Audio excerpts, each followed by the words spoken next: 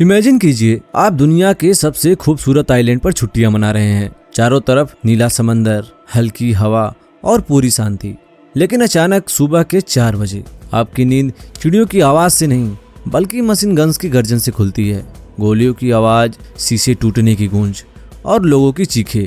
Date थी 3 नवंबर 1988। जगह मालदीव्स, एक छोटा सा देश जो अपनी खूबसूरती और टूरिज्म के लिए जाना जाता था, जो कि उस रात मौत के मैदान में बदल चुका था। समंदर के रास्ते 80 से ज्यादा हथियारबंद आतंकवादी देश के अंदर घुस चुके थे। उनका मिशन बिल्कुल क्लियर था, प्रेसिडेंट को पकड़ना या मारना और पूरे देश पर कब्जा कर लेना। पुलिस स्टेशन जल रहा था, गवर्नमेंट कम्युनिकेशन टूट चुकी थी और प्रेसिडेंट पैलेस को चारों तरफ से घेर लिया गया था। तत्काल प्रभाव में देश के प्रेसिडेंट मामून अब्दुल गयूम को उनके सिक्योरिटी गार्ड ने एक सेफ हाउस में छुपा दिया। मौत उनके दरवाजे पर दस्तक दे रही थी।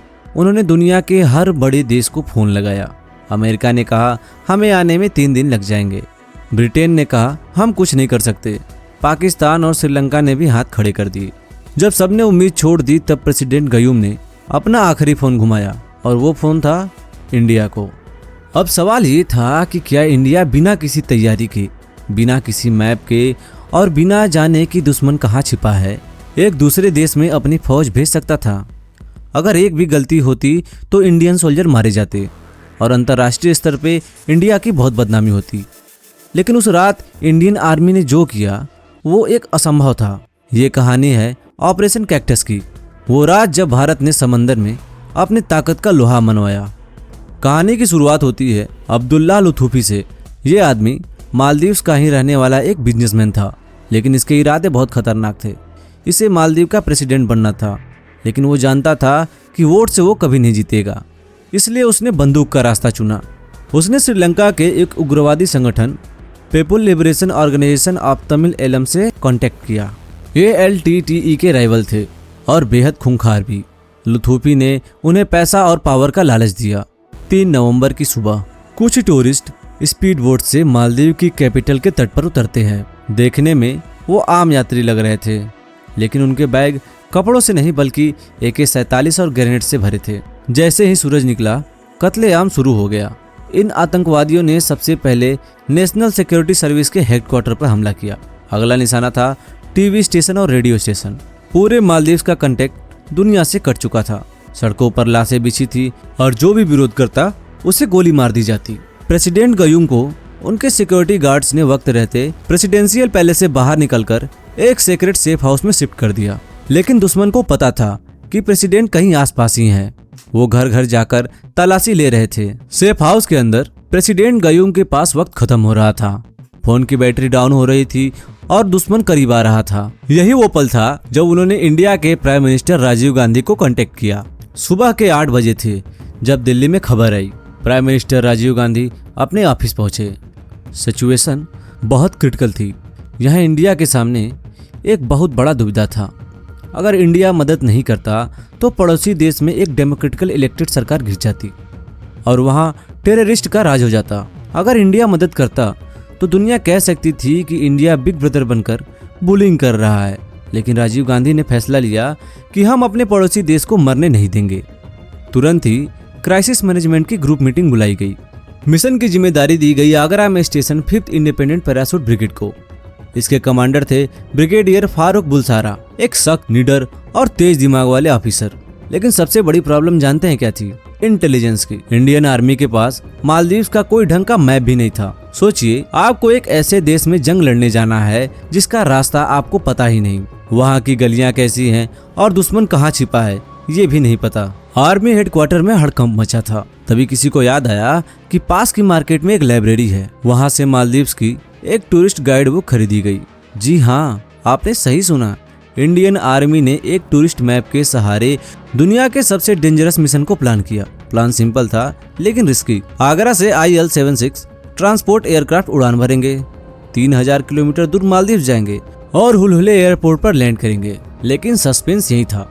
खबर थी कि आतंकवादियों ने एयरपोर्ट पे कब्जा नहीं किया है, लेकिन अगर ये गलत निकला तो IL-76 उड़ता हुआ ताबूत बन सकता था। आगरा एयरबेस पर 6 पैरा और 17 पैरा फील्ड रेजिमेंट तैयार थी। चेहरों पर डर नहीं, सिर्फ फोकस था। शाम के 3:30 बजे IL-76 गजराज एयरक्राफ्ट उड़ान भरते हैं। कॉकपिट में थे ग्रुप कैप्टन एजी बेबोर। प्लेन के अंदर इतनी खामोशी थी कि सुई गिरने पर भी आवाज आ जाए। सोल्जर्स को सिर्फ इतना बोला गया, we are going into action. जैसे जैसे प्लेन इंडियन ओशन के ऊपर से गुजरा, अंधेरा गहरा होता गया। मालदीव्स के पास पहुंचते ही एक नई मुसीबत, रनवे लाइट्स बंद थी। समंदर के बीच बिना लाइट्स के 150 टन का प्लेन लैंड करना मौत को दावत देना था। तभी पायलट ने बोला, रनवे नहीं दिख रहा है। को पायलट बोलता है, फ्यूल कम है सर, वापस का कोई ऑप्शन नहीं है। तभी एटीसी से आवाज आती है, please hurry up, they are approaching. नीचे से कुछ लॉयल मालदीव सोल्जर्स ने रिस्क लिया। उन्होंने टॉर्च और गाड़ियों की हेडलाइट्स रनवे के किनारे पर जला दी। ऊपर से पायलट ने एक धुंधली सी रोशनी देखी। पायलट ने कहा, I am going in. 500 feet, 200 feet, 50 feet, धड़, टायर ने जमीन को छू ली। प्लेन पूरी ताकत से ब्रेक लगाता हुआ रनवे के बिल्कुल आखिरी सिरे पर रुका। आगे समंदर था। रात के तकरीबन 9:25 हो रहे थे। ऑपरेशन कैक्टस जमीन पर उतर चुका था। रैम्प खुलता है। मरून बैरेट्स तूफान की तरह बाहर निकलते हैं। सबसे पहले एयर ट्रैफिक कंट्रोल सिक्योर होता है। और सबसे अच्छी बात यह थी कि मर्सिनरीज ने एयरपोर्ट पर कब्जा नहीं किया था, लेकिन असली जंग अब शुरू होनी थी। एयरपोर्ट एक आइलैंड पे था, कैपिटल माले दूसरे आइलैंड पर, बीच में समंदर। ब्रिगेडियर बुलसारा ने लोकल बोट्स कमांड की। रात का अंधेरा बहुत घना था। उन छोटी बोट्स में इंडियन कमांडो पूरी तरीके से तैनात थे। माले के पास पहुंचते ही फायरिंग शुरू हो गई, लेकिन पैरा एसएफ के आगे मर्सिनरीज टिक नहीं पाए। बीच पर लैंडिंग हुई। टीम्स दो हिस्सों में डिवाइड हो गई, एक जो प्रेसिडेंट को रेस्क्यू करता, दूसरी जो एनिमी एलिमिनेशन करता। सोल्जर सेफ हाउस पहुंचते हैं। प्रेसिडेंट गयूम एक कोने में दुबके हुए थे। इंडियन यूनिफॉर्म देखते ही वो रो पड़े। उन्होंने कहा, you saved us, you saved my country. रात के 2 बजे तक माले सिटी इंडियन आर्मी के कंट्रोल में थी। सुबह पता चला Abdullah Luthufi cargo ship MV Progress Light पर भाग चुका है। साथ में एजुकेशन मिनिस्टर और 20 सिविलियंस हॉस्टेज थे। शिप श्रीलंका की तरफ बढ़ रही थी। अब बारी थी इंडियन नेवी की। आईएनएस गोदावरी और आईएनएस बेतवा पीछा करती हैं। उन्हें वार्निंग दी जाती है, लेकिन जवाब आता है कि अगर पास आए तो हॉस्टेजेस को मार देंगे। 2 हॉस्टेजेस समंदर में फेंक दिए जाते हैं। तभी ऑर्डर मिलता है, stop them at any cost. INS Godavari radar पर फायरिंग करती है। बूम, शिप बेकार हो जाती है और उनके द्वारा व्हाइट फ्लैग लहराया जाता है। मार्कोस बोर्डिंग करते हैं, हॉस्टेज को सेव करते हैं और आतंकवादियों को गिरफ्तार कर लेते हैं। इस पूरे ऑपरेशन में सिर्फ 16 घंटे लगे। 16 घंटे में एक सरकार बची, एक प्रेसिडेंट जिंदा रहा, एक देश सिक्योर हुआ और एक भी इंडियन सोल्जर शहीद नहीं हुआ। दुनिया हैरान रह गई। टाइम मैगजीन ने लिखा, the regional super power. Operation cactus सिर्फ मिशन नहीं था, यह एक मैसेज था। भारत अपने दोस्तों को कभी अकेला नहीं छोड़ता। दोस्तों, ये थी ऑपरेशन कैक्टस की कहानी। आपको सबसे शॉकिंग क्या लगा? टूरिस्ट मैप का यूज या अंधेरे में लैंडिंग? कमेंट में जरूर बताना। और भाई, वीडियो को लाइक करके चैनल को सब्सक्राइब जरूर करना और शेयर करना अपने दोस्तों के साथ। तब तक के लिए जय हिंद, जय भारत।